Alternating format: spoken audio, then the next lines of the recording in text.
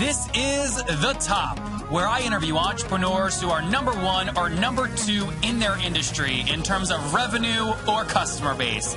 You'll learn how much revenue they're making, what their marketing funnel looks like, and how many customers they have.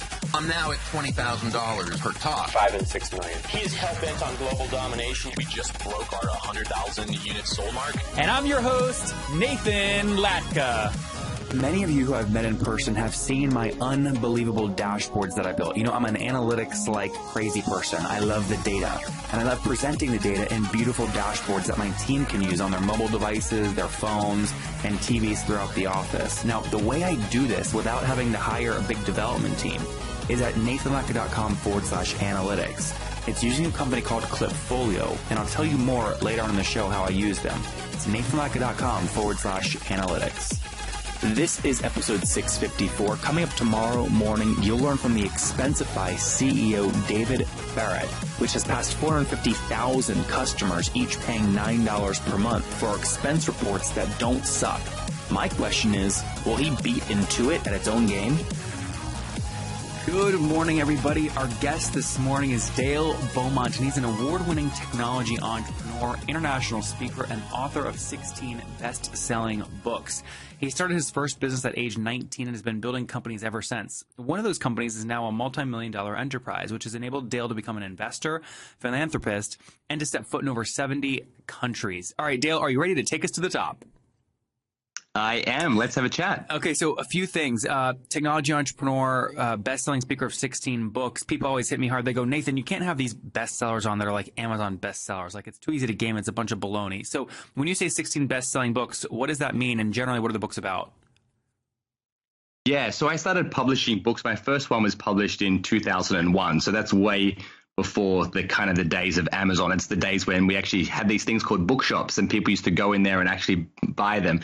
I'm joking, but yeah, that's kind of how I really started my whole career. Was back selling books through bookshops, and then I've published another, probably 16 in total, and sold 250,000 copies. So yeah, all of the books that I published hit the bestseller list within Australia, and are now available through the iBookstore and also like New York, is that like on Amazon as well. What measures that in Australia? Are you talking Amazon bestseller list or New York Times or what? No, so a bestseller in Australia is selling 5,000 books in physical bookshops. So that's the kind of technical definition of a bestseller in Australia. And why did you? So back in 2001, how old were you? So I was 19, and I started my first company a few months before, and realized that one of my, I suppose one of the challenges was being so young and in business. And I was running a company which was running seminars for teenagers, teaching things like goal setting and leadership and communication skills. And one of the things that we were always challenged by was people saying, look, you're so young, you're so inexperienced, how can you be doing this work? And so we thought, well, how do we create credibility? Well, one way is to do what you do for the next 20 years, and then someone will say, okay, you've got credibility. Or secondly, you can manufacture credibility. And one of the ways to do that is through writing a book. So we wrote a book, and then we learned about how to sell it in bookshops. What's that? What was the title? It was called The World at Your Feet. And it was like a personal development book for teenagers. And then we learned about how to write a press release, and that got us onto national television in Australia a bunch of times, and we really leveraged off that to generate around 100 different newspaper and magazine articles, and it kind of really, put me on the map, and it helped me to expand that first company that I had into 7 different countries, and it's actually still running to this day. Dale, what did you grow that to? When you published that book, what did that help you grow the company to in terms of revenue for, say, 2002 or 2003? Yeah, so we went from sort of really nothing to around $300,000 within 2 years. And so that was kind of to most of that.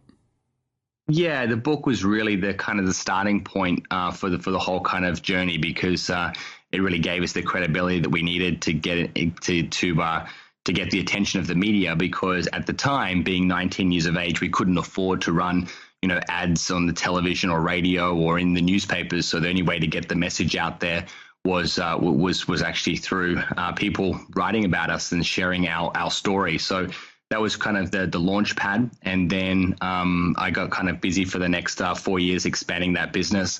And then a few years later, back in what'd you grow 2000, that? What'd you grow that company to? But before you moved on to your next thing, in terms of sales. Yeah, in terms of sales, we got to around about $500,000 in terms of revenue.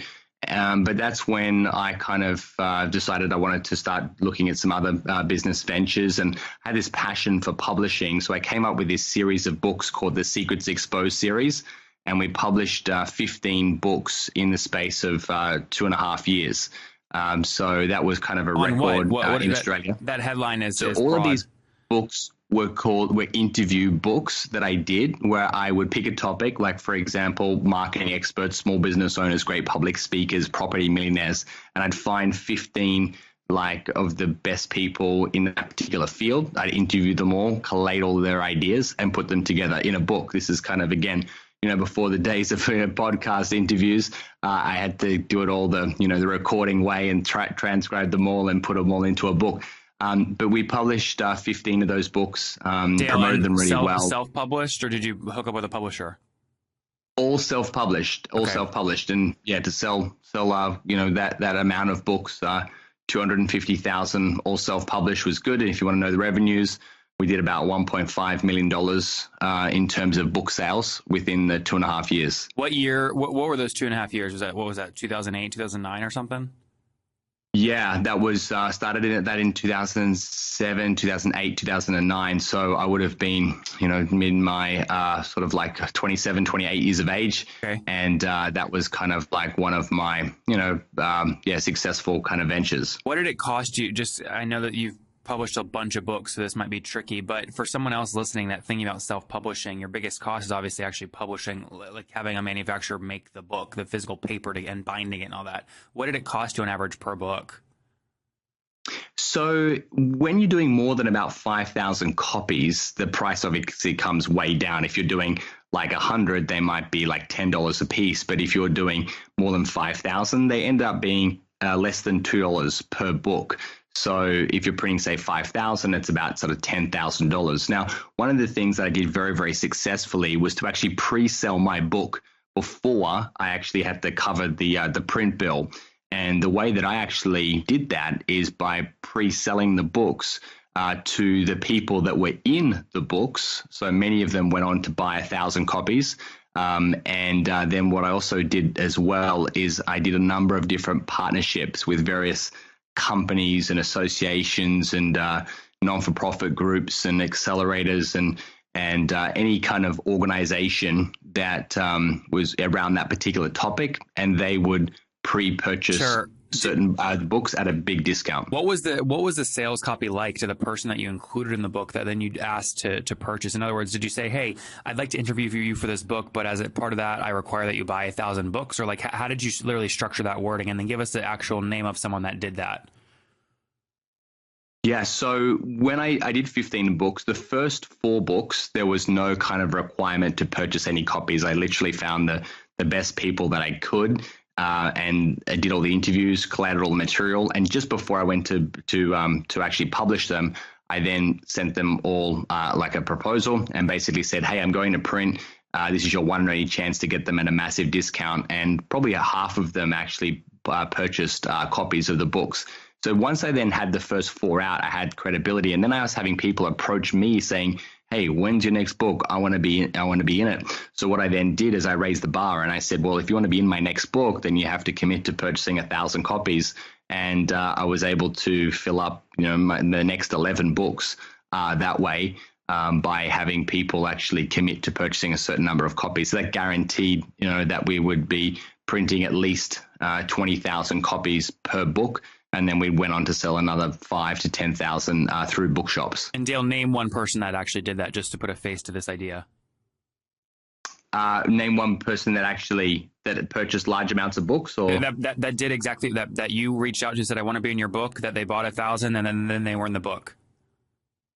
Yeah. So there's Brad Sugars, Tim Penman. These are all kind of successful entrepreneurs in Australia. Just wanted some examples.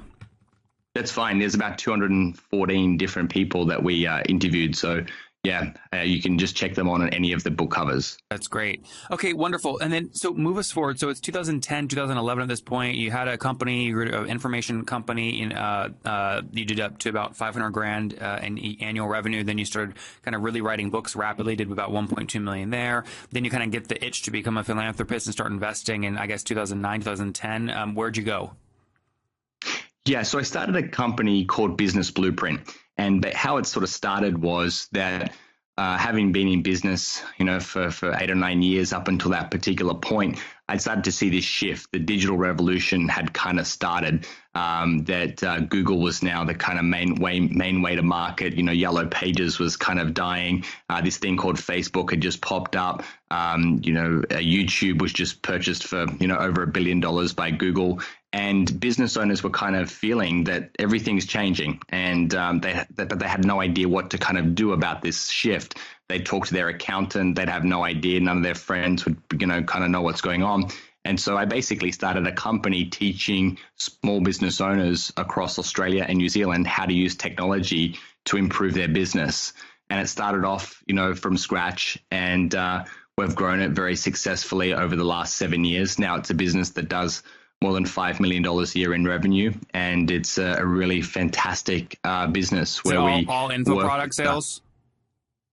We do live events, we do webinars, we have got a membership site, so it's kind of like a hybrid approach, and by combining live events with webinars and a membership site and personal coaching and mentoring and meetup groups that we have, it's a program that people invest between $8,000 to $12,000 for a 12-month program with us in order to help them to transform their business and implement new technology. And then we only have a few minutes left here, but what I'd like to do is then transition into, so you have a successful info product business, and now you've built this product called Brin.ai. What does Brin.ai do, and what's your plan?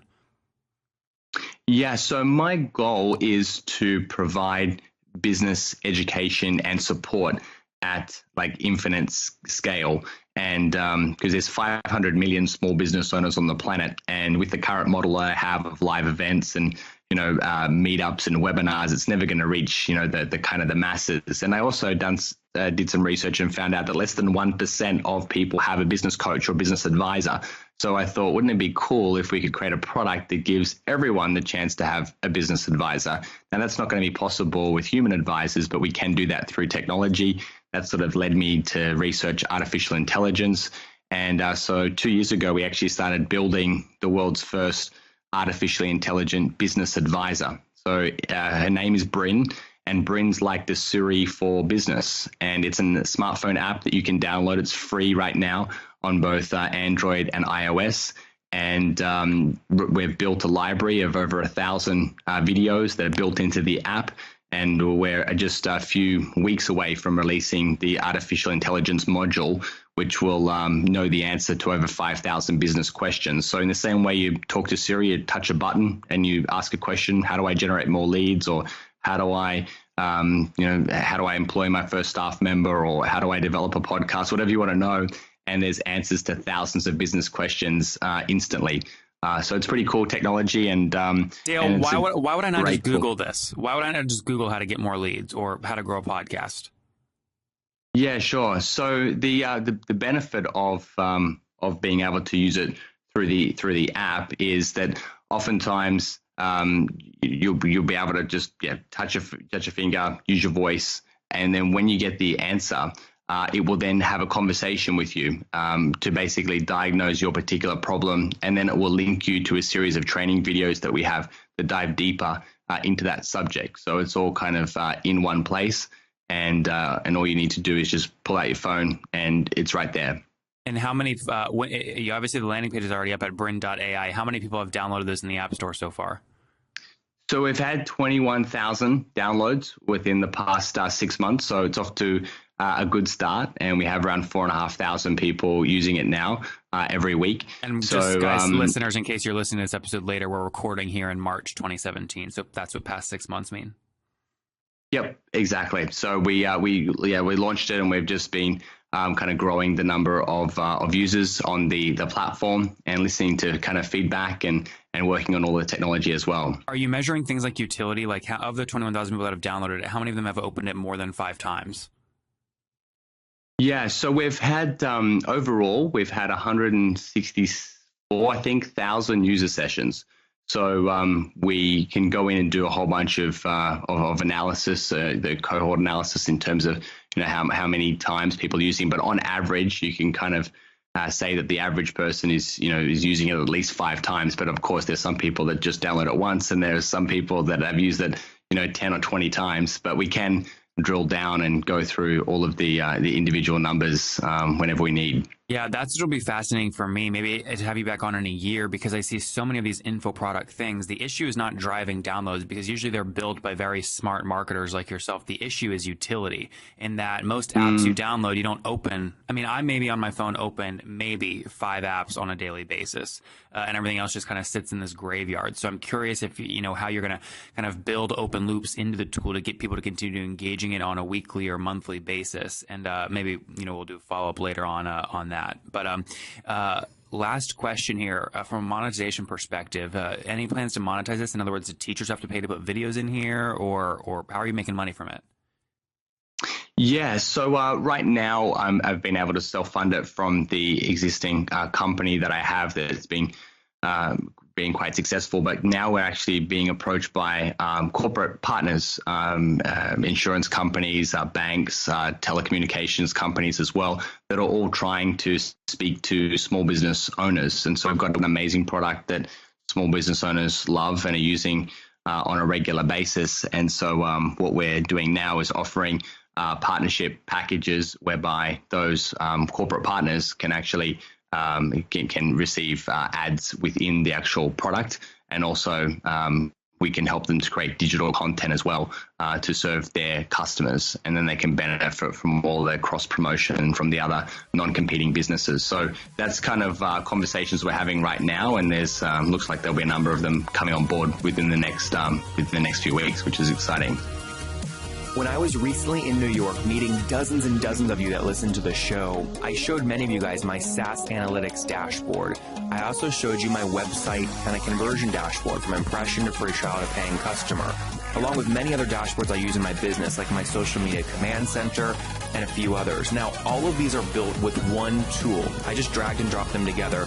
You can see how I did that at nathanlatka.com/analytics. That's nathanlatka.com/analytics. Now, these dashboards, guys, are critical to my business. I refresh them on my mobile phone right when I wake up in the morning. I roll over and boom, refresh. Or I'll refresh them right before I also take off on a flight, because I'm just addicted to data and numbers. They drive my business. So I think they probably drive your business too. You can see my dashboards, how I use them, at nathanlatka.com/analytics. Now, if you go through the regular website, the tool is called Flipfolio, you only get 14 days free. You go through my link, you get 90 days free. So I got a great deal for you guys. It does expire, so you got to go there now. Okay, Top Tribe, I have to tell you, many people go, Nathan, you came out of nowhere. Your website's growing so fast. How'd you do it? The answer is simple. So I use HostGator. I don't know if you guys know that, but I use HostGator. And the reason I do, they have like about 4,500 free templates I can use, because I don't code. They've got a great e-commerce plugin. And guys, I bug the heck out of their support. They've got 24/7 support, which I love. So what I've done is I've worked with them. You guys know I make great deals. If you go to hostgator.com/Nathan, you can sign up, get your own domain for 30% off and a 45-day money-back guarantee. Okay, again, I make great deals for you guys. Go to hostgator.com/Nathan to grab that now.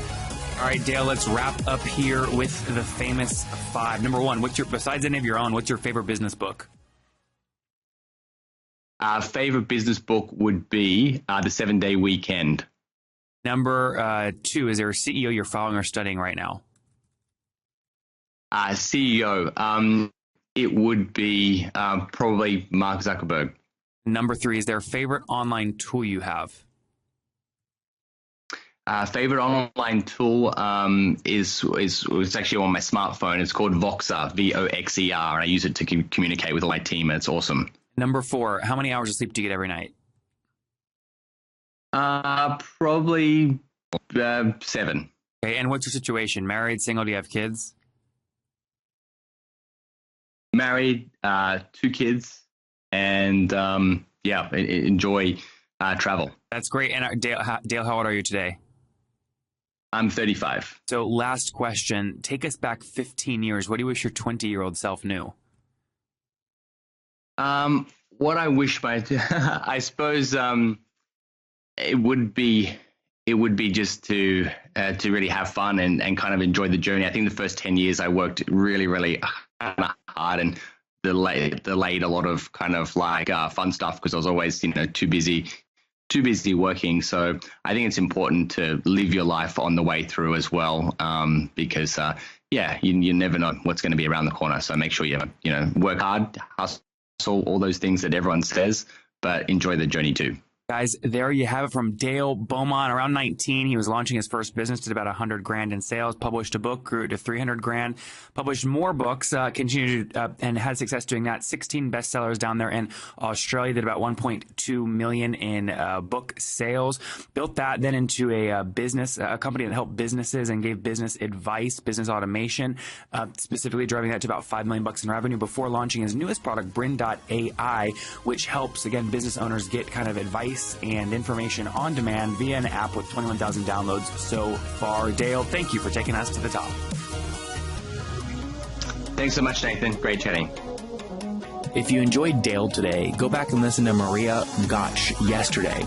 She invests $120 million into different financial technology companies. They've passed 40 investments and they add 6 to 8 new investments per year. It would mean the world to me if you guys got any value from this episode, if you would go leave a review on iTunes right now and then subscribe.